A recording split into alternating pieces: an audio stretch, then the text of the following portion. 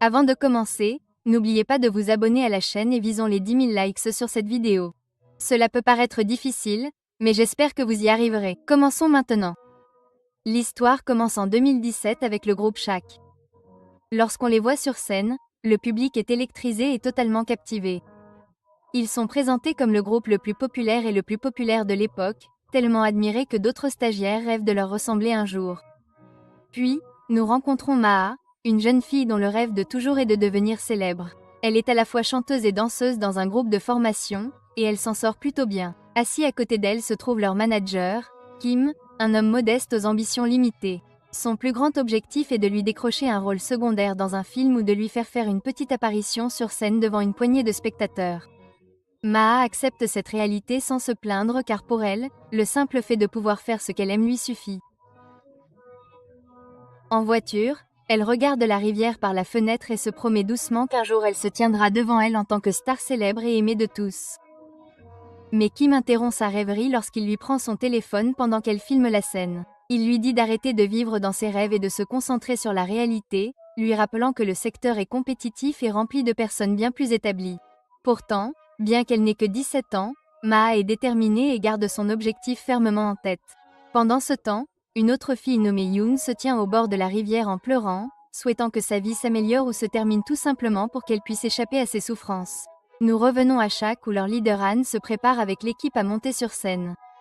Juste avant le début du spectacle, Royek, un autre membre du groupe, se rend compte qu'Han n'est pas avec eux, mais suppose qu'il fera une entrée surprise d'une autre direction.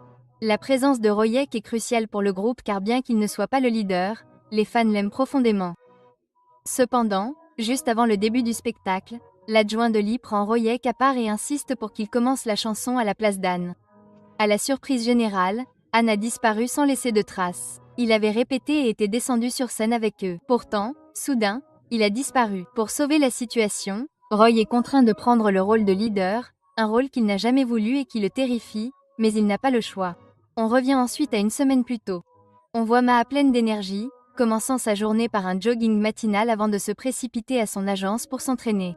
Elle vit pour la danse et s'entraîne de tout son cœur. Pendant une pause, elle confie à ses camarades de classe sa peur d'être renvoyée car l'agence va bientôt organiser une évaluation et seuls les meilleurs resteront. Son ami Young, qu'il aime secrètement, mais ne l'avoue jamais, la rassure en lui disant qu'elle a suffisamment de talent et qu'elle n'a rien à craindre. Pour elle, il est juste comme un grand frère, rien de plus. D'un autre côté, un stagiaire décourageant nommé Seyok la rabaisse constamment, se moquant de ses rêves et lui disant de ne pas gâcher ses espoirs dans quelque chose d'impossible. Mais Maa ignore sa négativité, déterminée à ne pas la laisser l'atteindre.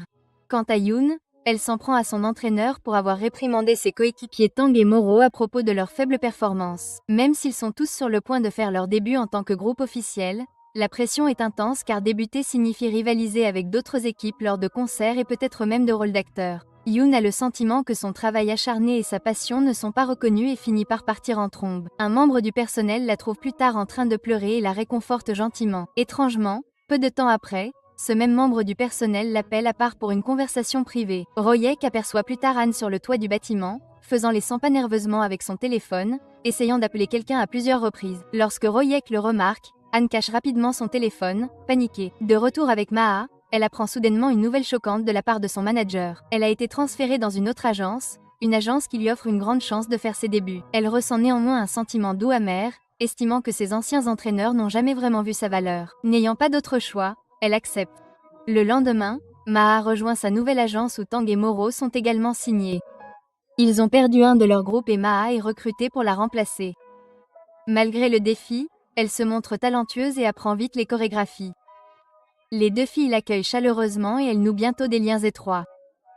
De retour dans le présent, Roy se prépare nerveusement à diriger Shaq sur scène. Le concert ne se déroule pas aussi parfaitement qu'espéré et Park, la directrice des, s'impatiente. Les questions des fans sur la disparition d'Han ne font que croître. Est-il parti de son plein gré? Y a-t-il eu un accident? Personne ne le sait. Pendant ce temps, Maa est dépassée par toutes les règles strictes qui lui sont imposées. Pas de collation de fin de soirée, pas de sucreries, d'innombrables interdictions. Elle emménage dans le dortoir de l'entreprise où elle trouve accidentellement un téléphone par terre. À sa grande surprise, il s'avère que c'est l'appareil d'Han. Troublée, elle le cache dans son casier, ne sachant pas pourquoi il se trouvait dans le dortoir des filles. Arrive bientôt le jour des débuts officiels de Maa avec son nouveau groupe.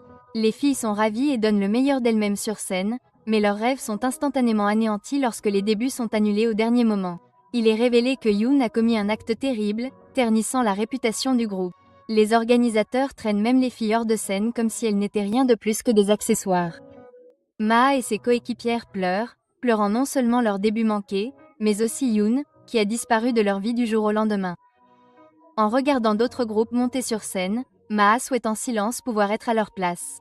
Maintenant, son voyage recommence, obligée de trouver une chance de rejoindre une autre agence. Les photos qu'elle avait prises avec ses amis et les CD de démonstration qu'elles ont enregistrés ensemble ne sont plus que des souvenirs doux amers. 3 ans passent. En 2020, Roy est devenu une grande célébrité, remportant des prix à la fois pour sa musique avec Shaq et pour ses rôles d'acteur. Maa, quant à elle, s'est mise à imiter une célèbre chanteuse nommée Lara, se produisant lors de petits rassemblements pour un public restreint. Bien que ce ne soit pas son rêve, elle copie parfaitement le style de Lara, devenant presque son ombre. Puis nous passons à Lara elle-même chantant en direct lors d'une cérémonie de remise de prix. Elle essaie de danser avec Royek, visiblement sous son charme, mais il évite ses avances, connaissant ses sentiments. Le lendemain, Maa travaille comme figurante dans un film historique. Vêtue d'un costume, elle répète seule sa seule petite réplique, espérant que quelqu'un remarquera son talent. Alors qu'elle se cache pour s'entraîner, elle aperçoit Royek à proximité. Ignorant sa présence à quelques pas. Prise dans son enthousiasme, elle continue de s'entraîner jusqu'à ce que, pendant le tournage, Roy balance un accessoire trop fort et la frappe accidentellement à l'épaule, la faisant tomber. Le tournage s'arrête alors que tout le monde se précipite pour voir comment elle va, mais elle leur assure qu'elle va bien. Plus tard, une fois le tournage terminé, Maa marche seule sur une route déserte parce que son manager égoïste Kim est parti faire des courses. Par coïncidence, Royek passe en voiture avec son manager, Jack. Alors que Jack conduit, lui et Royek remarquent soudain Maa marchant seule dans le noir. Ils hésitent, imaginant qu'il pourrait s'agir d'un fantôme sur la route déserte, chacun poussant l'autre à regarder de plus près. Jack finit par sortir pour vérifier, prêt à voir s'il s'agit d'une personne perdue dans le besoin ou de quelque chose de bien plus mystérieux. À ce moment-là, ils paniquent tous les deux, terrifiés par ce qu'ils voient. Royek se fige, incrédule, fixant derrière lui, insistant sur le fait qu'il a vraiment vu quelque chose. Son manager lui dit « Il n'y a personne, ce doit être un fantôme ». Mais il réalise rapidement que ce n'est pas du tout un fantôme. C'est Maa. Cela choque Royek car il l'a déjà remarqué plusieurs fois auparavant, espionnant secrètement leurs répétitions avant que le groupe ne devienne célèbre. Ils ont même échangé quelques mots désinvoltes une fois lorsqu'ils se sont croisés. Lorsqu'il réalise que c'est elle, il marche avec elle jusqu'à ce qu'un taxi passe pour qu'elle puisse rentrer chez elle. Elle refuse, disant qu'elle connaît les règles strictes du groupe. Aucun fan n'était autorisé à accompagner les membres. Par gentillesse, Royek lui donna sa veste car la nuit était froide, mais il le fit avec un air fier, presque arrogant, la lui jetant comme s'il lui rendait service. Maa l'a pris à contre-cœur, ne voulant pas paraître ingrate, et il continua de marcher à ses côtés pour lui tenir compagnie. Mais même cela avait ses limites. Les règles interdisaient également aux idoles de marcher avec des fans. Une fois arrivé à l'arrêt de bus, il la laissa là et partit. De loin, il demanda à Jack, son manager, de ralentir afin qu'il puisse s'assurer que Young, l'ami qui soutenait Maa, soit là pour la ramener chez elle en toute sécurité. De retour chez elle, le lien entre Maa, Tang et Moro se renforça. Les 3 filles continuèrent de passer leur journée ensemble, s'encourageant mutuellement à réaliser leurs rêves, même si au fond d'elles-mêmes elles se demandaient souvent si ces rêves étaient irréalisables.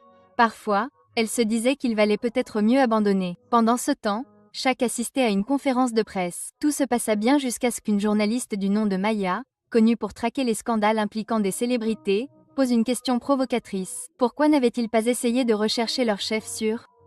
D'autant plus qu'il avait disparu en même temps qu'un était décédé. Jack mit rapidement fin à la conférence, qualifiant ces questions d'inappropriées. Mais ces mots touchèrent durement Royak. Cette nuit-là même, il rêva d'Anne le fixant d'un air profondément réprobateur. En se réveillant de ce cauchemar, Royek se souvint du petit téléphone qu'il avait vu un jour caché sur le toit et qu'il avait secrètement pris. La culpabilité pesait sur lui. 2 jours plus tard, Maa rentra chez elle et trouva Tong et Moro tout excités en train de lui dire qu'ils avaient reçu un appel d'un homme du nom de J, les invitant à passer une audition pour sa nouvelle agence.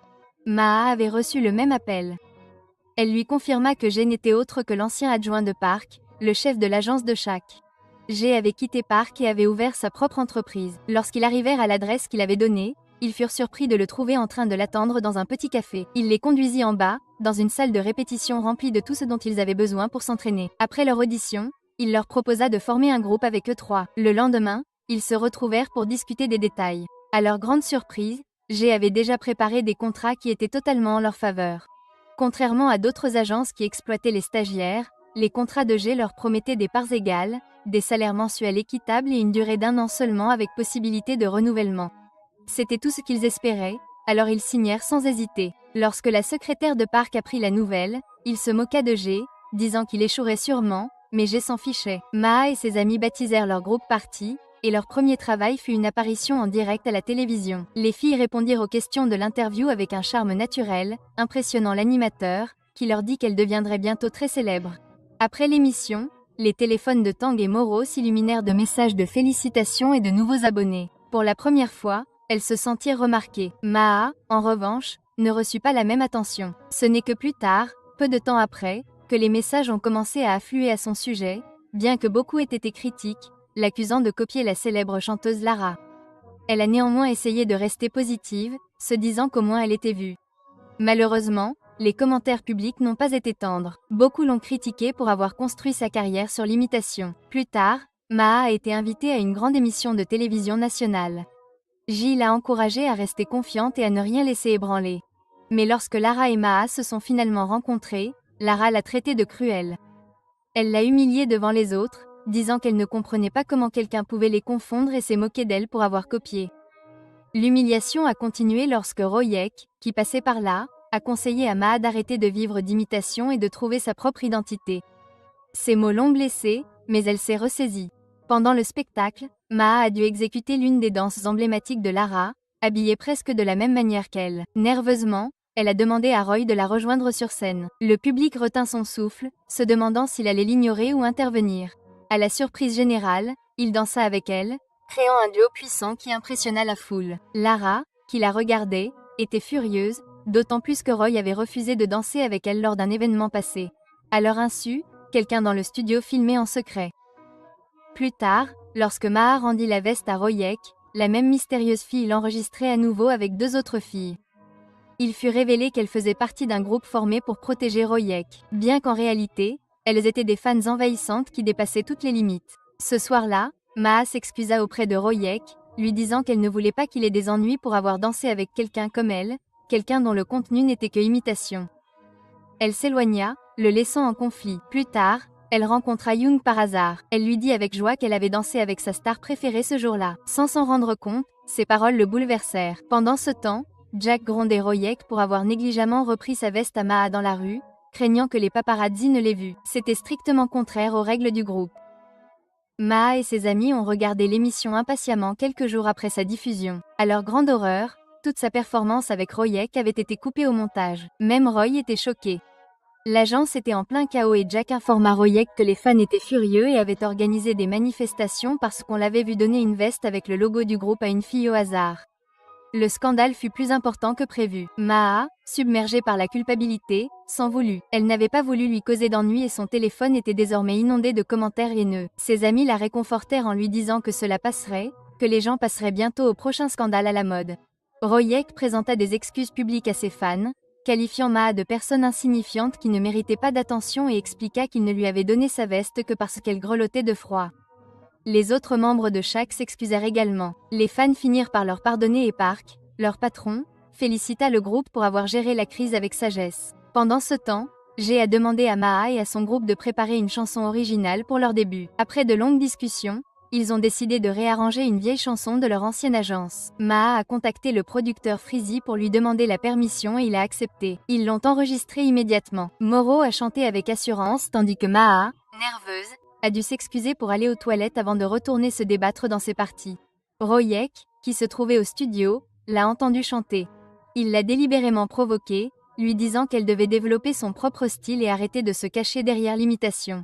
Si elle n'y arrivait pas, elle ne réussirait jamais. Ces mots l'ont mise en colère, ce qui était exactement ce qu'il voulait, la pousser. Plus tard, frustrée, Maa se tenait au bord de la rivière, se disant qu'elle était plus proche que jamais de réaliser son rêve. Juste à ce moment-là, elle a reçu un appel de Young Excitedly, lui disant qu'il était lui aussi sur le point de faire ses débuts et qu'il voulait qu'elle soit la première à le savoir. Elle était sincèrement heureuse pour lui.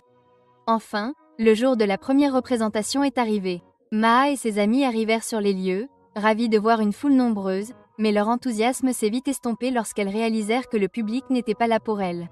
Tout était pour Shaq. Personne ne leur prêta attention. Au même moment, G assista à une réunion de petites agences avec l'organisateur du concert où il fut annoncé que chaque nouveau groupe n'aurait que 2 minutes sur scène. J était en colère, mais il dit aux filles de ne pas abandonner, leur rappelant de se produire avec toute leur passion. Ailleurs, Young, voyant la tristesse sur le visage de Maa, confronta Shak. Il les accusa de toujours protéger les manières manipulatrices de Park. Jack, vexé, le dénonça immédiatement. Lorsque les filles répétèrent, G remarqua qu'elles dansaient sans entrain. Il leur rappela que leur plus grande force était leur enthousiasme et les supplia de ne pas le perdre. Enfin, le grand soir arriva et lorsque Maa et son groupe montèrent sur scène pour leur performance live, elles donnèrent tout ce qu'elles avaient, déversant toute leur énergie. De l'autre côté, le fan club de Shax ne lâchait toujours pas prise avec Maa. Il lui en voulait manifestement à cause de l'incident de la veste, lui lançant des regards froids et lui montrant clairement leur désapprobation. Mais laissons de côté ces fans amers pour l'instant et concentrons-nous sur le groupe de Maa. Lors d'une de leurs performances, la musique s'est soudainement coupée en plein milieu de la danse. C'était un sabotage délibéré de Park lui-même visant à les humilier. Mais Maa et les filles ne se sont pas arrêtées. Elles ont continué à se produire sans musique, portant le spectacle uniquement avec leur voix et leur énergie. Leur détermination a impressionné la foule. Royek, qui les regardait de loin, a ressenti une vague de soulagement et de fierté en les voyant terminer en beauté. Après ce jour, tous les articles écrits sur elles étaient positifs, les qualifiant de talentueuses. Les invitations à des concerts ont afflué comme une pluie battante, si nombreuses que les filles ont à peine eu le temps de dormir, somnolant souvent dans leur van entre deux horaires. Un jour, elles sont arrivées à leur centre d'entraînement et ont trouvé un bouquet de fleurs qui les attendait. C'était de Young. Tang s'est illuminée en le voyant, mais son sourire s'est estompé lorsqu'elle a remarqué que la carte portait le nom de Maa. On découvre ici que Tang nourrit des sentiments pour Young, bien qu'il n'en ait lui-même aucune idée. Plus tard, G a conduit Maa à une audition pour un film. Cette fois, elle n'était pas là pour un rôle secondaire. Elle était envisagée pour un rôle principal. Le réalisateur lui a demandé de faire plusieurs expressions. Au début, elle est apparue raide, comme si elle récitait simplement des répliques qu'elle avait mémorisées. Heureusement, le réalisateur et le producteur ont compris sa nervosité et ont estimé qu'elle avait du potentiel, alors ils lui ont donné plusieurs chances. Finalement, elle a réussi la performance qu'il voulait. Pendant ce temps, Royek a rencontré Park, qui s'est plaint de ne pas avoir été informé que Maa jouerait à ses côtés. Royek a expliqué que son casting n'était pas sa décision, que lorsqu'il a signé le contrat, aucun nom de co-star n'était inclus et que Maa n'avait été engagée que parce qu'une autre actrice s'était désistée. Park a accepté l'explication à contre-cœur, mais a averti Royek de ne plus jamais laisser cela se reproduire. Il voulait qu'il ne travaille qu'avec des noms célèbres. Le premier jour de tournage de Maa avec Royek, sa nervosité était évidente. Elle a eu du mal à exprimer les bonnes émotions, obligeant le réalisateur à demander une nouvelle prise. La voyant secouée, Royek l'encouragea gentiment, lui disant de ne pas imiter l'actrice précédente, mais de jouer le rôle à sa manière. Ces mots firent effet, et la scène se déroula exactement comme le réalisateur l'avait imaginé. Plus tard, lors de la première conférence de presse du film, Roy insista pour que Maa soit aux côtés du reste du casting, lui donnant ainsi une visibilité égale. L'équipe se rendit ensemble en bus vers différents lieux de tournage. À un arrêt, des fans distribuèrent des sacs cadeaux remplis de produits dérivés de Royek. Lorsque Maa tenta d'en prendre un comme tout le monde, la fille qui les distribuait hésita à lui donner quoi que ce soit, manifestement amère. Mais Maa insista jusqu'à ce qu'elle en obtienne un. Plus tard, cette fan chuchota à une amie que désormais, sa mission était d'éloigner Maa de Royek à tout prix. Dans le bus, s'ennuyant, Maa ouvrit le sac. Tout ce qu'il y avait à l'intérieur, autocollants, cahiers, affiches, était recouvert du visage de Royek. Riant toute seule, elle griffonna une grosse moustache et une expression idiote sur son affiche, écrivant même idiot dessus. À ce moment-là, elle leva les yeux et vit Royek la regarder. Paniquée, elle pensa qu'il avait vu ce qu'elle avait fait, rangea rapidement l'affiche et fit semblant de dormir. À l'hôtel, Maa était ravie de sa chambre, sentant que ses rêves devenaient enfin réalité. Mais son excitation se transforma en terreur lorsqu'elle réalisa que son sac avait été échangé avec celui de Royek. Se rappelant l'affiche défigurée, elle se mit à transpirer, terrifiée à l'idée de ce qu'il ferait s'il la découvrait. Pendant ce temps, Royek se plaignait déjà à Jack de ne pas trouver ses articles de toilette. Frustré, Jack sortit en trombe pour en acheter de nouveaux, attrapant toutes les marques sur l'étagère car il ne savait pas laquelle préférait Royek. Dehors, des fans obsessionnels traînaient dans l'hôtel. Leur chef, appareil photo à la main, prenait des photos sans arrêt. Lorsque certaines des filles tentèrent de se faufiler à l'étage jusqu'à sa chambre, Maa les suivit, déterminée à les en empêcher. À l'intérieur, Royek ouvrit la porte de sa chambre et trouva Maa à nouveau là. Voyant des fans errer dans les couloirs, Il la tira précipitamment à l'intérieur pour éviter d'éveiller les soupçons. Jack arriva bientôt et réprimanda sévèrement les fans pour avoir frappé à la porte de Roy. Ils affirmèrent sans vergogne qu'il le protégeait des étrangers, comme s'il était des gardes du corps plutôt que des harceleurs. Alors qu'elle se cachait, Maa s'appuya accidentellement contre un interrupteur, allumant les lumières et manquant de s'exposer. Royek la couvrit rapidement jusqu'à ce que Jack finisse par partir. Après cela, Roy lui demanda pourquoi elle était là. Maa expliqua qu'elle était venue lui rendre son sac après leur échange accidentel. Il était alors minuit passé. Elle voulait partir, mais les fans obsessionnels étaient toujours postés à l'extérieur en patrouille. Sans issue, elle et Royek finirent par se retrouver coincés ensemble, finissant par s'assoupir d'épuisement. Finalement, Royek trouva un plan. Il appela Jack, qui prétendit que Maa était son assistante. Habillée des vêtements de Jack, elle se glissa dehors avec Roy à ses côtés, pensant qu'elle était malade pour pouvoir passer devant les fans. Les filles les poursuivirent, mais par pure chance, les trois réussirent à s'échapper. Le lendemain matin, tous les trois, Roy, Maa et Jack, s'endormirent dans le bus, épuisés par cette longue épreuve. Jack, lui, était toujours furieux et fixa Royak du regard tout le long du trajet. Ailleurs, Tang avait une séance photo de mode, ravie que Young soit choisi pour poser avec elle. Elle était secrètement heureuse qu'ils travaillent ensemble pendant au moins une semaine. Pendant ce temps, Moro rendit visite au producteur Freezy pour discuter de l'enregistrement de nouvelles chansons. En attendant, elle remarqua Jones, un autre membre de Shaq, qui passait par là. Son visage trahissait quelque chose de non dit, peut-être de l'admiration, peut-être quelque chose de plus. Plus tard, Maa et ses amis furent approchés par des écolières excitées qui leur demandaient des selfies. Pour la première fois, ils se sentaient comme de vraies célébrités, savourant la joie de la reconnaissance. De retour avec Royek, les choses n'étaient pas si calmes. Il était assis en train de lire le scénario de son nouveau film, mais n'arrivait pas à se concentrer. Il ne pensait qu'à Maa.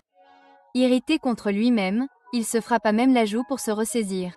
Finalement, il avoua la situation à l'un de ses collègues, en faisant passer cela pour un problème d'amis. Ce dernier lui suggéra de l'appeler ou de lui envoyer un message en ligne.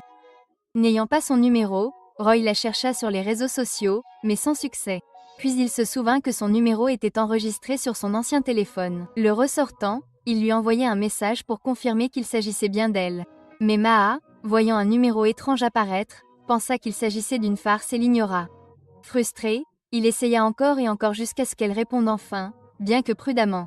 À ce moment-là, elle et ses amis étaient sortis pour fêter les débuts de Young. Lorsque Royek lui envoyait un message disant qu'il ne voulait pas du sac cadeau qu'elle avait pour lui, sa cuillère se figea en l'air. Elle répondit rapidement, prenant rendez-vous pour qu'il puisse le récupérer lui-même. Maa suggéra d'envoyer quelqu'un d'autre, mais il insista pour la voir en personne. Le lendemain, il lui envoya un nouveau message, lui demandant de répondre si elle le voyait. Embarrassée et ne sachant pas comment agir, elle l'ignora, non par arrogance, mais par timidité. Cela ne fit qu'irriter Royek. Finalement, il la traqua devant sa maison. Lorsqu'il l'appela par son nom, elle fut stupéfaite de le voir là. Pendant qu'il parlait, Tang et Moro les aperçurent et se précipitèrent immédiatement vers eux. Moro, convaincu que toute romance détournerait Maa de leur carrière, était furieux. Tang, quant à lui, pensait que le garçon avec Maa était jeune, pas Royek, et paniquait. La situation devint tendue lorsque les filles confrontèrent directement Maa. Royek craqua en disant à Moro qu'elle n'avait pas le droit d'intervenir en tant que tutrice. Embarrassée, Maa mit fin à la dispute en s'éloignant.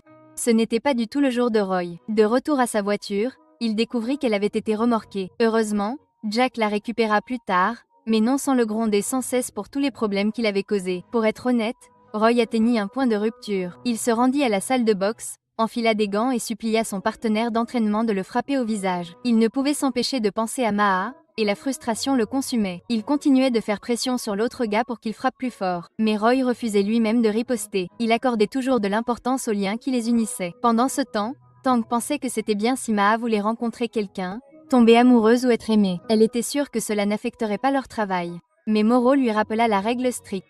Les relations étaient interdites maintenant qu'ils avaient fait leur début. Et puis, Royek avait d'innombrables fans. Si quelque chose arrivait entre lui et Maa, l'incident de la veste ne ferait que se répéter.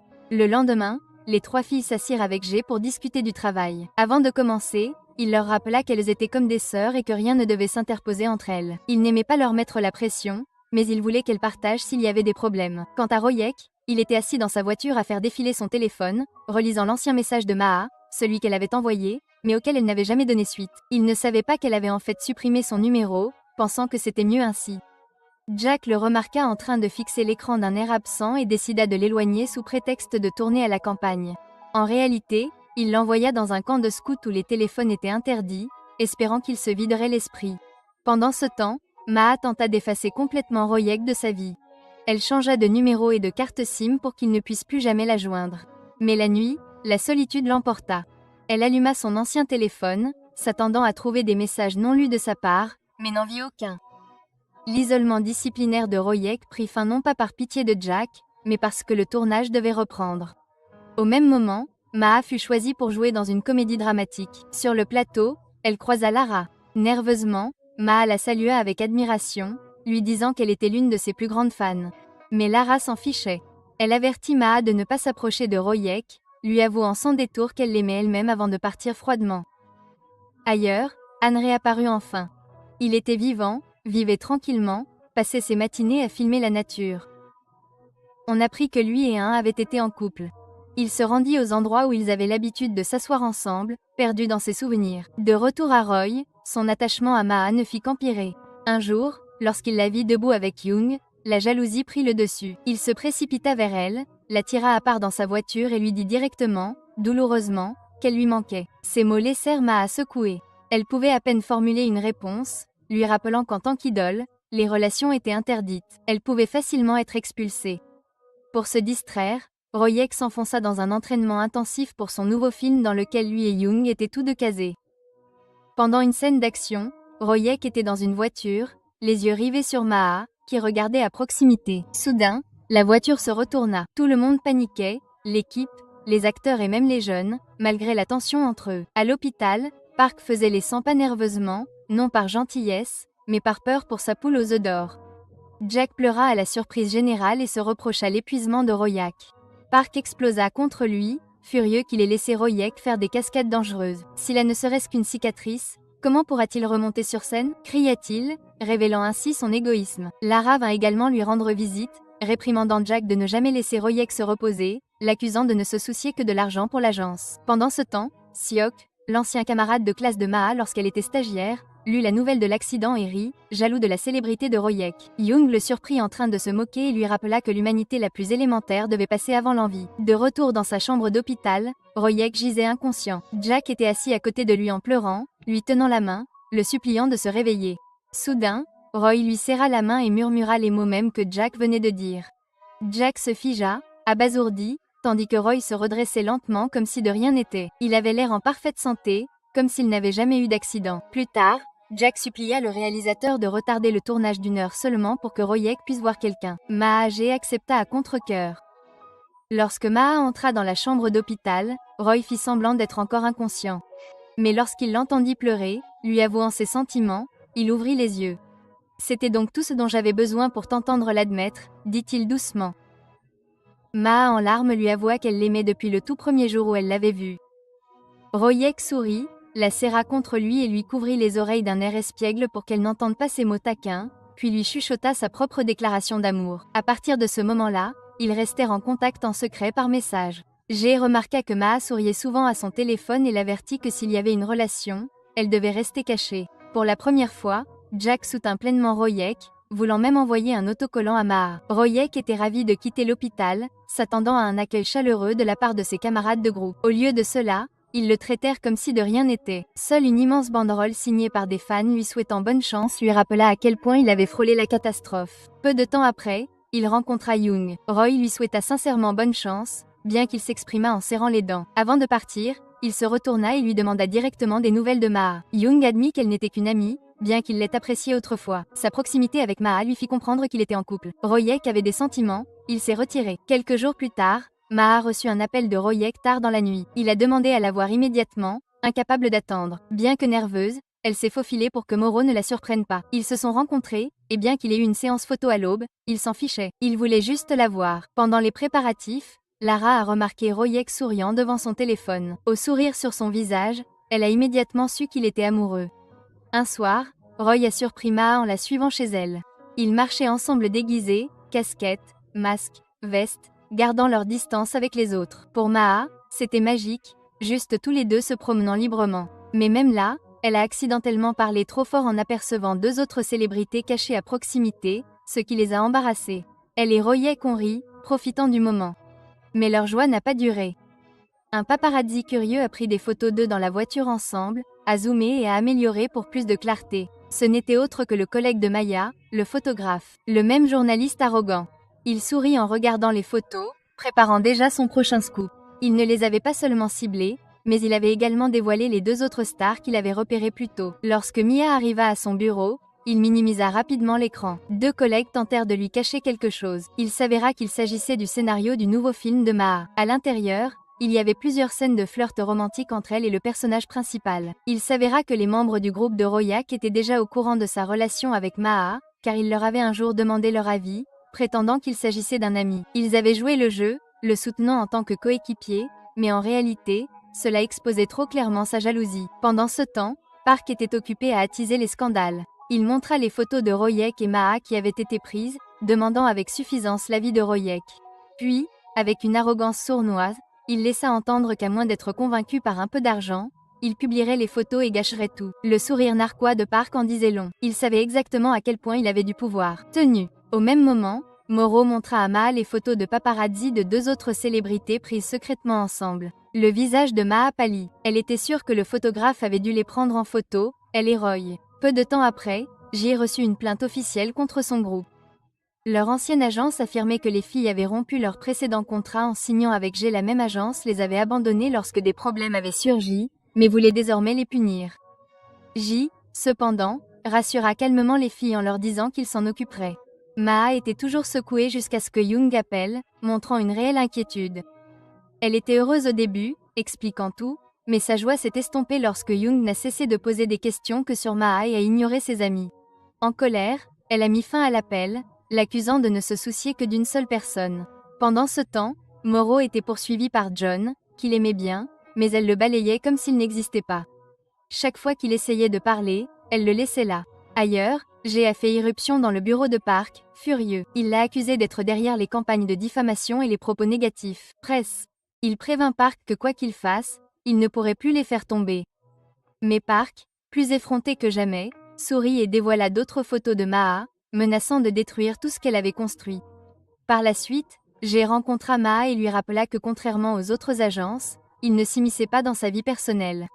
Il lui conseilla néanmoins de faire attention. Il ne voulait pas la voir blessée. Maa l'écouta avec gratitude, sachant qu'il se souciait d'elle sans vouloir la contrôler. Plus tard, elle se confia à Royak au sujet des photos. Il la rassura en lui promettant qu'il ne laisserait personne les gâcher. Mais en coulisses, Jack conseilla à Roy de rencontrer Park seul à seul. Park le menaça directement. Si Roy pensait que les réalisateurs le voulaient uniquement pour son talent, il avait tort. Tout passait par l'agence. S'il continuait, il n'était pas le seul à en souffrir. Tout le groupe pouvait s'effondrer. Il donna un ultimatum à Roy. Rompre immédiatement avec Maa ou être détruit. Le cœur brisé, Roy rencontra Maa le jour même. Se forçant à une expression froide, il lui dit que c'était fini. Maa essaya de la cacher, larmes, faisant semblant de ne l'avoir admirée qu'en tant que fan comme les autres. Mais alors qu'elle s'éloignait, la douleur sur son visage trahissait la vérité. Elle ne s'attendait pas à ce que leur fin arrive si soudainement. Coupable, Roy acheta à ses coéquipiers leur plat préféré, essayant de compenser son égoïsme. Ils riaient de tout ce qu'il disait, mais ils remarquèrent qu'il cachait quelque chose. Maa, pendant ce temps, raconta à ses amis qu'elle et Roy avaient rompu. Tang explosa de colère, l'accusant d'être égoïste, lui rappelant qu'ils avaient risqué leur carrière pour sa relation. Moro était également frustrée, craignant d'être distraite. La tension monta jusqu'à ce que J intervienne, leur ordonnant de préparer leur prochain emploi du temps. Lorsqu'ils partirent, ils furent choqués de découvrir que leur nouveau manager n'était autre que Kong, l'homme même qu'ils n'aimaient pas. J expliqua qu'il avait été nommé pour eux et qu'ils n'avaient pas le choix. Royak se plongea dans le travail, refusant de prendre le temps de penser à Maa. Tang et Young, quant à eux, firent une séance photo sportive ensemble. Après, Young se réchauffa doucement. Tang lui tendit une compresse chaude et s'excusa d'avoir été aussi dur qu'avant. Il lui demanda de sortir avec lui ce week-end. Tang fut si surprise et heureuse qu'elle accepta immédiatement. Plus tard, dans la loge, Maa raconta à Tang que Young avait cru qu'il l'aimait par habitude, mais qu'il avait ensuite réalisé qu'il était vraiment attiré par Tang. Tang se sentit coupable d'avoir mal jugé son ami auparavant et s'excusa. Pendant ce temps, J remercia Maya, la journaliste, d'avoir défendu son groupe dans un article qui contredisait les attaques de Park. Ailleurs, Anne se tenait au bord de la rivière où Yan avait mis fin à ses jours. Retour sur la nuit du concert. Ayeon l'avait appelée en sanglotant, s'excusant et lui disant qu'elle était à la rivière. Il avait immédiatement quitté le concert, désespéré de la joindre, mais n'était jamais arrivé à temps. De retour dans le présent, Ji confia à Maya que la mort de Yan était liée à son amour pour Anne. Elle s'était rendue secrètement au bureau de Park, et Ji lui-même lui avait parlé une fois. Se sentant coupable, il avait conseillé à Anne de mettre fin à leur relation pour le bien du groupe. Anne avait refusé, refusant de sacrifier l'amour à sa carrière. Cette décision lui a tout coûté. Il a disparu pour échapper à la douleur. Mais la tristesse mise de côté, des nouvelles plus réjouissantes sont arrivées pour les filles. Elles ont fait la fête à la maison après avoir reçu leur premier paiement correct. Chacune d'entre elles avait gagné une part décente. Leur popularité a augmenté et elles ont décidé d'interagir davantage avec leurs fans en ligne. Après avoir terminé un emploi du temps chargé, Maa a pris quelques jours de congé pour rendre visite à sa mère à la campagne. S'attendant à se reposer, elle a été surprise lorsqu'un groupe d'enfants a surgi de sa cachette. Sa mère avait transformé une partie de leur maison en orphelinat et lui avait organisé une surprise. Elle avait également préparé tous les plats préférés de Maa. Mais au lieu de la laisser se reposer, sa mère lui a demandé de l'aider à distribuer des repas aux personnes âgées du village. En grognant, Maa n'avait pas le choix. Alors qu'elle chargeait la voiture de nourriture, elle s'est soudainement figée. Royek se tenait juste là. Il a insisté pour l'aider. Elle lui a dit de partir, mais il a refusé. Cette nuit-là, elle n'a pas pu dormir, inquiète pour lui. En se faufilant dehors, elle l'a trouvé en train de grelotter dehors près de sa maison, sa voiture garée. À proximité, elle regrettait de ne pas lui avoir donné de couverture. Au matin, sa voiture était en panne d'essence et il vint frapper à sa porte. Bien que nerveuse, elle l'aida, sachant qu'il était un étranger dans le coin. Plus tard, au bord de la mer, ils finirent par se confronter. Royek avoua que rompre n'avait pas été son choix. Maa, bien que blessée, comprit. Lentement, le pardon remplaça la colère. Le lendemain, Royek dit à ses camarades du groupe qu'il pensait que les idoles étaient aussi des êtres humains et avaient le droit d'aimer et d'être aimés. Maa dit la même chose à ses amis. Pour l'instant, ils décidèrent de garder leur relation secrète, mais Rora, leur camarade, semblait les soutenir. Leur rencontre secrète avait souvent lieu chez Maa avec ses amis. Un soir, en regardant de vieilles photos, Moro remarqua quelque chose d'étrange. Parmi les souvenirs de Maa se trouvait une photo de Yoon avec eux et un téléphone identique à celui qu'Anne avait l'habitude de porter. Suspicieux, Moro prit note. Plus tard, Roy essaya de déverrouiller le téléphone qu'il avait trouvé, mais il était protégé par un mot de passe. Il le montra à Maa. Ensemble, ils devinèrent le code. Maa suggéra ils essayèrent de retrouver la date à laquelle Anne avait rejoint le groupe. À leur grande surprise, cela fonctionna. Le téléphone se déverrouilla et ils trouvèrent à l'intérieur le dernier enregistrement vocal d'Anne. Ils écoutèrent le dernier enregistrement de Yoon. Dans celui-ci, elle leur pardonnait tout et avouait qu'elle n'avait jamais aimé personne de sa vie à part Anne. Elle expliqua comment elle était constamment sous pression pour assister à des soi-disant dîners d'affaires avec des cadres d'agence, et comment elle avait refusé lorsque son manager avait tenté de la forcer à assister à une réunion privée dans un hôtel avec l'un d'entre eux. Pour ce refus, elle fut menacée, le groupe serait démantelé, ses amitiés détruites, et même sa relation avec Anne serait exposée publiquement. C'est pourquoi elle était restée en pleurs au bord de la rivière, brisée et désespérée. Peu de temps après, Royek rencontra Anne sur la tombe de Yoon. Ji lui avait secrètement dit où il se trouvait. Ils s'assirent tous les deux et parlèrent tranquillement. Anne donna à Royek son téléphone, qu'il avait fait tomber auparavant. Royek passa l'un des enregistrements et s'effondra en entendant Anne chanter une chanson qu'il avait écrite pour un. Alors qu'il s'éloignait, Roy admit qu'il n'oublierait jamais comment. Ji l'a soutenu après la mort de Yoon, car il avait failli se perdre complètement et c'est Ji qui l'a ramené à la raison. Quelques jours plus tard, Royek a de nouveau rencontré Maa. Il lui a suggéré d'interpréter avec son groupe la chanson qu'Anne avait écrite pour son amour perdu. Il voulait que le souvenir d'un si grand amour ne disparaisse pas comme Yoon l'avait fait. Ce soir-là, Maa s'est réunie avec ses amis et leur a tout raconté sur Yan. Elles ont été profondément émues, réalisant tout ce qu'elle avait sacrifié pour elle, comment elle avait porté un si lourd fardeau en silence, sans jamais montrer sa douleur. Peu de temps après, Ji les a informées qu'elles avaient été invitées à un grand festival en Corée, un événement réservé uniquement aux groupes les plus importants et les plus célèbres. Les filles ont crié de joie. Même Kim, leur vieux manager loufoque, a fait irruption pour se joindre à la fête, riant et applaudissant sans même savoir pourquoi. Pendant ce temps, Roy est allé voir Park sans rien révéler sur Anne et un. Il l'a choqué en lui annonçant que ce spectacle du festival serait son dernier avec l'agence. Park a ri d'un air moqueur, persuadé que Roy finirait par revenir. Mais lorsque Roy est rentré chez lui, les membres du groupe lui ont dit qu'ils étaient prêts à gérer leur propre apparition au festival de manière indépendante, sans le contrôle de Park. Ils savaient tous que c'était une décision audacieuse, mais ils étaient prêts à prendre des risques. Maa a informé son équipe qu'il rejoindrait le groupe de Royek, et même Lara a accepté de participer. Royek a ensuite rencontré Young, lui expliquant que les trois groupes, c'est Maa et Youngs, plus Lara, s'unirait pour interpréter une seule chanson ensemble, An Song for Yoon. Chaque groupe s'est mis à répéter avec cœur, déterminé à atteindre la perfection. Puis un jour, un membre du groupe de Roy a avoué en larmes. C'était lui qui avait fourni des informations à Park sur la relation d'An et Yoon. Il a demandé pardon. Royek, gentil comme toujours, l'a réconforté en lui disant qu'il n'était pas à blâmer. Il savait que Park lui avait fait pression. Pendant ce temps, Maa a parlé avec Anne. Elle lui a dit qu'à ses yeux, il était déjà assez génial. Il avait fait la chose la plus courageuse, en choisissant de ne pas trahir son amour, même si cela signifiait sacrifier la célébrité au sommet de sa carrière. Elle l'a remercié de l'avoir laissé faire. Leur a fait chanter sa chanson, promettant qu'en la chantant, il transmettrait ses sentiments au monde entier comme s'il la chantait lui-même. Le lendemain, Roy a rallié son groupe, plein de détermination. Ensemble, ils sont entrés dans le bureau de Park et ont annoncé qu'après le festival, ils mettraient fin à leur contrat, même si cela signifiait payer une amende. Park a tenté de les intimider avec ses répliques habituelles sur la façon dont il les avait rendus célèbres, mais ils ont répondu avec calme et respect, l'avertissant de ne pas les pousser à révéler la vérité à la presse sur Yoon. Ce soir-là, Maa a levé les yeux au ciel avec ses amis.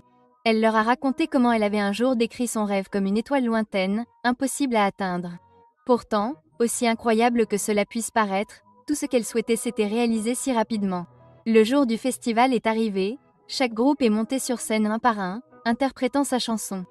Puis, apparu sur grand écran, il a demandé au public d'écouter attentivement la chanson suivante, promettant de révéler son histoire plus tard. Finalement, tous les groupes se sont réunis et ont chanté une chanson pour une. La foule était submergée, leur réponse était incroyable, énorme. La chanson a fait un énorme bruit à travers le pays. Maya a publié un article percutant révélant l'histoire d'amour qui se cachait derrière, ainsi que des preuves de la manière dont Park avait exploité ses stagiaires, les faisant travailler jour et nuit sans repos, empochant des parts massives des bénéfices des concerts, des publicités et des films sans leur donner presque rien en retour. Park était assis, amer, écoutant la chanson. Il avait perdu son équipe en or, sa réputation s'effondrant en même temps que ses bénéfices. Il ne savait pas comment il pourrait s'en remettre. Pendant ce temps, Anne marchait tranquillement dans les rues. Il a vu un garçon et une fille chanter sa chanson devant une petite foule rassemblée, souriante et applaudissante. Il s'est imaginé avec Yan la chanter ensemble. Un doux sourire a effleuré ses lèvres. Peu de temps après, Shaq a tenu une conférence de presse. Ils ont annoncé qu'ils ne dépendaient plus d'aucune agence, mais qu'ils continueraient à sortir de la musique et à se produire selon leurs propres conditions. Jack est resté leur manager. Le groupe de Maa, le groupe de Young et le groupe de Roy ont tous gagné en popularité, leur renommée grandissant de jour en jour. Plus important encore, les groupes sont devenus des amis proches, se réunissant toujours au G-Café pour passer du temps ensemble. Et en plus, ils sont devenus des amis proches. Dans les dernières scènes, Royek et Maa marchaient ensemble en public, sans se cacher, sans se déguiser. Ils déambulaient librement dans la foule, prenant des photos avec les fans, n'étant plus liés par les règles étouffantes des agences. Et voilà, notre série s'est terminée. J'espère que vous avez apprécié l'histoire. N'oubliez pas d'aimer, de vous abonner et d'activer la cloche de notification pour ne pas manquer la prochaine. Merci d'avoir regardé.